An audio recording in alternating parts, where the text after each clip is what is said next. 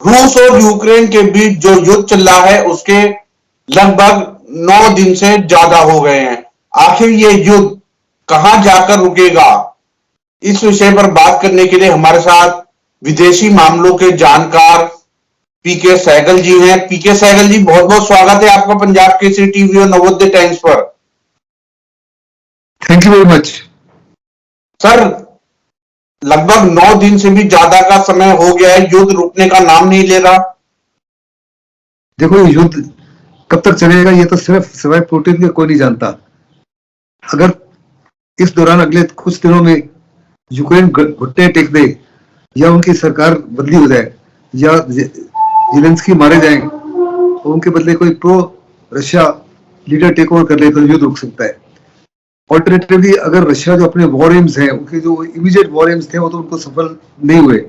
वो चाहते थे कि विद इन 48 to 72 आवर्स उनकी फौज है सरेंडर कर दे, वो सत्ता परिवर्तन कर सके। ऐसा कुछ नहीं हुआ। बहुत बड़े पैमाने से वहां के लोग जो है एकजुट होकर रशिया को रेजिस्ट कर रहे हैं और पुतिन को कुछ फेस सेविंग चाहिए। इतने बड़े पैमाने पर उसने अपनी फौज को झोंक दिया है, बड़े लोग हताहत हुए हैं, बड़ा इक्विपमेंट नुकसान हुआ है, कम से कम कई बिलियन डॉलर खर्चा रोज का खर्चा हो रहा है। तो अपने देशवासियों को क्या बताएगा कि इस युद्ध का क्या फायदा हुआ। सो इसलिए उसको कुछ ना कुछ फेस सेविंग चाहिए। अगर यूक्रेन मान जाए कि वो क्रीमिया का हिस्सा परमानेंटली ले ले, डॉनबास का हिस्सा परमानेंटली ले ले और कुछ और ऑनक्लेव जो है जिसको जहाँ रशियन स्पीकिंग लोग मेजोरिटी में वो यूक्रेन दे दे तो शायद युद्ध रोका जा सकता है।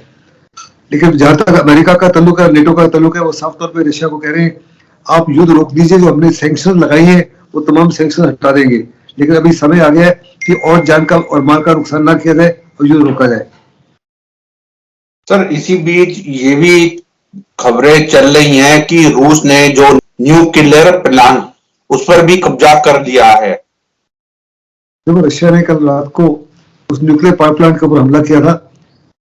पावर प्लांट में आग लग गई थी, बाय गॉड्स ग्रेस उसको आग को बुझा लिया गया है। और जो रिएक्टर डैमेज नहीं हुए।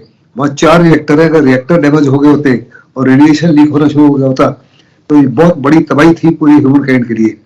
यूक्रेन के लोग बहुत बड़े पैमाने पर इफेक्टेड होते और हो सकता था कि अगर वहां से रेडिएशन लीक होनी शुरू हो गई तो इवन यूरोप के जो आसपास के देश है वो भी इफेक्टेड हो सकते थे। इस हमले की बड़ी जबरदस्त निंदा की है सारी दुनिया ने। कहा कि it's almost like a nuclear state carrying out a terror act against another nuclear power plant। और ये पावर प्लांट है जो यूरोप का सबसे बड़ा पावर प्लांट था। यूक्रेन की 40% जो एनर्जी थी यहीं से आ रही थी। आमतौर पे एक दूसरे देशों के ऊपर तमाम नक्शे दिए जाते हैं जिनमें मार्क किया होता है न्यूक्लियर पावर प्लांट्स, उनको नो फ्लाई जोन कहा जाता है और उनके ऊपर किसी माफी की बमबारी या शेयरिंग या अटैक नहीं किए जाते क्योंकि उसका बहुत बड़ा नुकसान हो सकता है पूरे ह्यूमन काइंड को। उसके बावजूद भी रशिया ने उसके हमला किया और रशिया कह रहा है कि कब्जा कर लिया है, लेकिन यूक्रेन साफ तौर पे कह रहा है कि यूक्रेन की फौजों ने उनको वहां से उखाड़ दिया है और अभी जो पावर प्लांट है वो यूक्रेन के हाथ में है। सर, क्या ये युद्ध विश्व युद्ध की तरफ इशारा कर रहा है? क्या इसका परिणाम यही है? मेरे मुताबिक ये युद्ध कभी भी विश्व युद्ध नहीं बनेगा अनलेस एंड अनटिल अमेरिका की फौजें या नेटो की फौजें जो है भिड़ जाए रशिया के साथ में। और वो किसी हालत में भिड़ना नहीं चाहते क्योंकि वो भी जानते हैं कि इसका अंजाम जो है थर्ड वर्ल्ड वॉर हो सकता है। ऐसे में अमेरिका ने साफ तौर पे कहा है, नेटो ने साफ तौर पे कहा है कि हम हर प्रकार की सामग्री देंगे, उनको पैसा देंगे, लेकिन यूक्रेन को खुद ब खुद लड़ाई करनी होगी। हम किसी भी हालत में अपने सैनिकों को नहीं उतारेंगे। सर, एक चीज मैं आपसे समझना चाहता हूं, जो भारत की भूमिका है वो क्या है रूस और यूक्रेन के प्रति, और जिस तरह से भारत मानवीय सहायता दे रहा है, आज भी 6 टन से ज्यादा सामग्री गई है, तो इसमें भारत की भूमिका किस तरीके से देख रहे हैं? भारत की भूमिका बड़े उस तरह से की है। भारत हर एक ऐसी ट्रेजेडी को ह्यूमन एंगल से देखता है। वो देखता है कि बहुत बड़े पैमाने पर वहां के लोग जो है दुखी है, लोग हताहत हो रहे हैं, उनका जान और माल का नुकसान हो रहा है, बड़े पैमाने वोटेड हो गए। भारत यूक्रेन ने पिछले 50 साल में हिंदुस्तान का कभी भी साथ नहीं दिया। उसके बावजूद जब जेलेंस्की ने बात की हमारे प्रधानमंत्री से और कहा कि मैं चाहता हूं कि आप इंटरव्यून करें, तो हमारे प्रधानमंत्री ने 2 बारी रशिया के प्रेसिडेंट से बातचीत की, कहा कि रिस्ट्रेंट दर्शाइए, और साथ ही साथ ये फैसला लिया कि हम बड़े पैमाने पर यूक्रेन को हर प्रकार की सामग्री भेजेंगे, खास करके मेडिसिन, जो इस समय बहुत बड़े पैमाने पर चाहिए। और जहां तक इंडिया का स्टैंड है, इंडिया ने कहा है कि किसी भी प्रकार वो किसी की पक्षपाती नहीं करेंगे, ना तो रशिया के साथ रहेंगे ना अमेरिका के साथ रहेंगे। दोनों हमारे स्ट्रेटेजिक पार्टनर्स हैं और हम अपने रिलेशन में किसी प्रकार से दरार नहीं चाहते। हम केवल और केवल अपने हितों के अनुसार ही कार्रवाई करेंगे। भारत पर या दुनिया पर इस युद्ध का क्या प्रभाव पड़ेगा सर?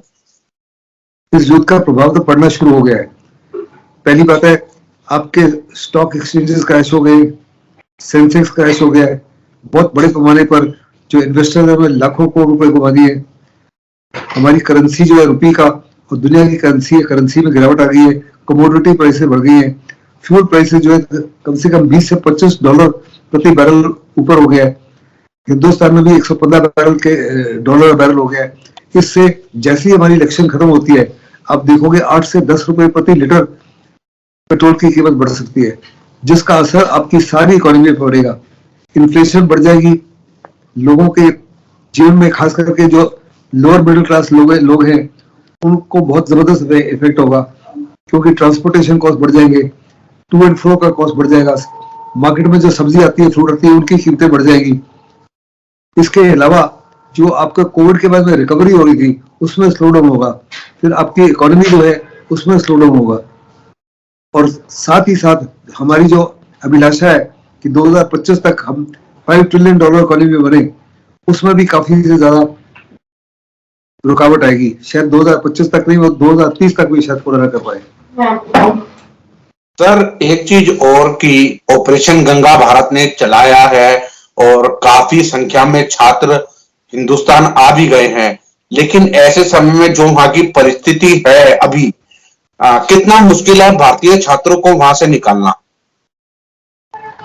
देखो बहुत ही मुश्किल है, क्योंकि खास करके खारकीव से और कीव से, क्योंकि दोनों में बहुत घमासान युद्ध चल रहा है, दोनों तरफ से लड़ाई जारी है। लेकिन हिंदुस्तान ने बातचीत की है दोनों के प्रेसिडेंट्स के साथ में। उनके कल जो सेकंड मीटिंग हुई है उसमें भी उन्होंने कहा है कि हम सेफ कॉरिडोर्स हैं लोगों को निकालने के लिए, वो नियुक्त करेंगे। वो कब नियुक्त करते हैं पता नहीं, लेकिन हिंदुस्तानी केवल एक ऐसा देश है जो अपने नागरिकों को निकालने की कोशिश कर रहा है। ब्रिटेन ने, अमेरिका ने, फ्रांस ने, जर्मनी ने किसी प्रकार की कोशिश नहीं की। उनके नागरिक बहुत बड़े पैमाने पर फंसे हुए, उनको कहा है कि अपने बलबूते पर मारा है। पाकिस्तान और चाइना ने भी पहले कोशिश नहीं की, अभी पिछले 2-3 दिन से कोशिश करनी शुरू की है।